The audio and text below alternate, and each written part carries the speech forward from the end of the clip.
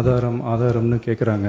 ஒரு 1 week back மாண்புமிகு நிதி அமைச்சர் பேசும்போது ஒரு 3 டிபார்ட்மெண்ட்லேருந்து ரிவ்யூ பண்ணி அந்த ஃபைல்ஸ்லாம் என் டேபிளில் இருக்குன்னு சொன்னார். அது ஏதோ போகிற போக்கில் அவர் சொல்லலை, உண்மையிலேயே என் டேபிளில் இருக்கு, அத்தனையும் ப்ரூஃபோடு இருக்கு. ஓப்பன் பண்ண வச்சிடாதீங்க. எப்போ ஓப்பன் பண்ணணுமோ அப்போ கரெக்டாக எல்லாமே ஓப்பன் ஆகும். கிட்டத்தட்ட டேபிளில் வந்து ஃபைல்ஸ்லாம் இருக்கு, எல்லாமே ப்ரூஃபோடு இருக்கு, என்னை அதெல்லாம் ஓப்பன் பண்ண வச்சிடாதீங்க அப்படின்றாரு. சினிமா டைலாக் மாதிரி பேசியிருக்காரு. ஓப்பன் பண்ண வச்சிடாதீங்கன்னு என்ன அர்த்தம்?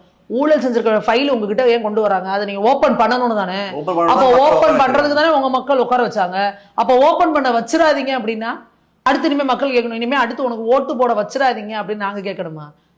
அதை எப்போ ஓப்பன் பண்ணணுமோ அப்போ ஓப்பன் பண்ணுவாராம். அப்போ என்ன நீங்கள் அதை வச்சு என்ன ட்ரம்ப் கார்டு மாதிரி யூஸ் பண்ணுறீங்களா? அப்போ இவங்களும் என்ன அவங்களும் இவங்க எல்லாம் ஒன்று தான்ப்பா அப்படிங்கிற அளவுக்கு தான் சும்மா பேசுகிறாரு.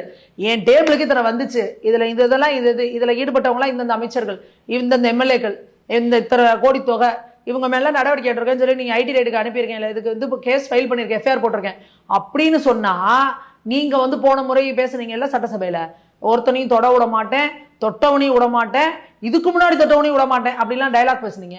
இப்போ தொட்டவனோட ஃபைல் என் டேபிளில் இருக்கு, அதை ஓப்பன் பண்ண வச்சிடாதீங்க அப்படின்னா அவன் முதல்வர் என்ன பேசுறாரு, என்ன செஞ்சுக்கிட்டு இருக்காரு அப்படிங்கிறத வந்து இன்னைக்கு இந்த தாவேக்கால இருக்கிறவங்க தான் பார்த்து தெரிஞ்சுக்கணும். ஓட்டு போட்டிங்கல்ல அந்த புண்ணியவானுங்க தான் பார்த்து என்ன பண்ணிட்டு இருக்காங்கன்னு தெரிஞ்சுக்கணும். அவ்வளோதான்.